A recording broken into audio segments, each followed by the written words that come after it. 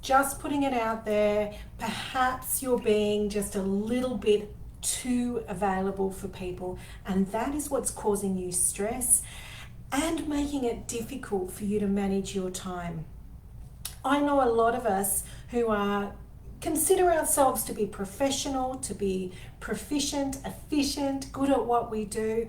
We really pride ourselves on being helpful, and the last thing we want to do is to let anybody down or not be available for somebody.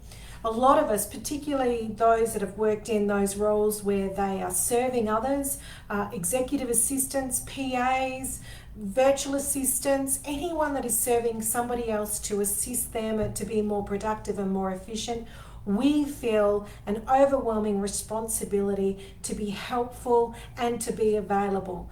But it means that we can be less effective if we are constantly available to other people.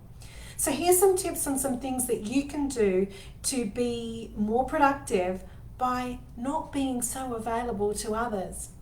Firstly, consider how you can be more assertive. Now, being assertive does not mean that you are aggressive, does not mean you are confrontational, does not mean that you are negative, but being assertive is about how to push back in a way that's professional.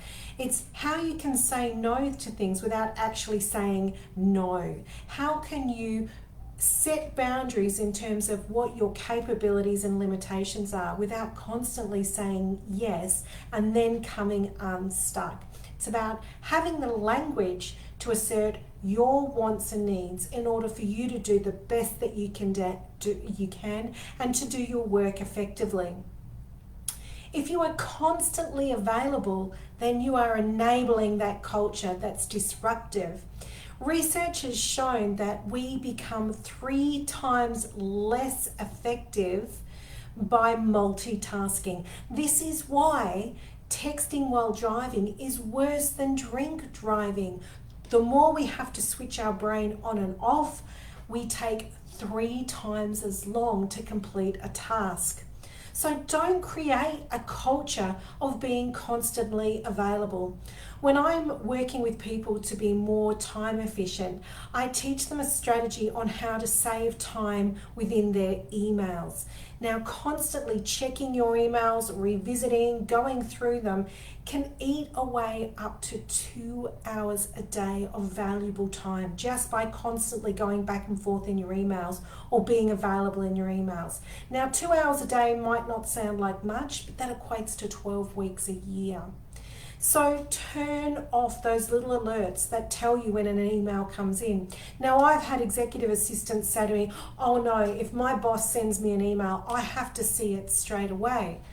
But your boss is not paying you to sit there and monitor your emails. That is not your job. Your job is actually to do the work, not to monitor emails and look out and watch for every email that comes in. So if you've got a solid system of being able to revisit your emails periodically throughout the day, the rest of the time doing the work at hand, you're going to be far more effective. Sometimes you need to switch off the phone. Sometimes you need to not look at those emails in order for you to be more efficient. So don't feed into that culture of constantly being available and being at everybody's beck and call.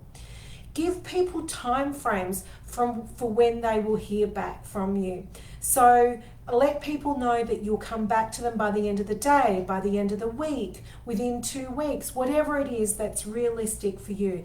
Now, the best thing to do is to under promise and over deliver. Tell people you'll get back to them by early next week and get back to them by the end of the week, and you'll look like a superstar. Use tools that enable you to switch off or to let people know that you're not available right now. This can be things like putting your phone on to going straight to message bank, using autoresponders on your emails, or simply putting your headphones in at work, which tells people you're concentrating and listening and not taking in everything that's going on around you.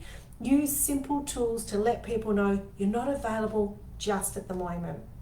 I'd love to hear back from you about how you make yourself less available without cutting off people completely in order to be more efficient and more productive? What tips and tools and advice could you give to somebody in this situation as well? I'd love to hear your thoughts. Please do comment below.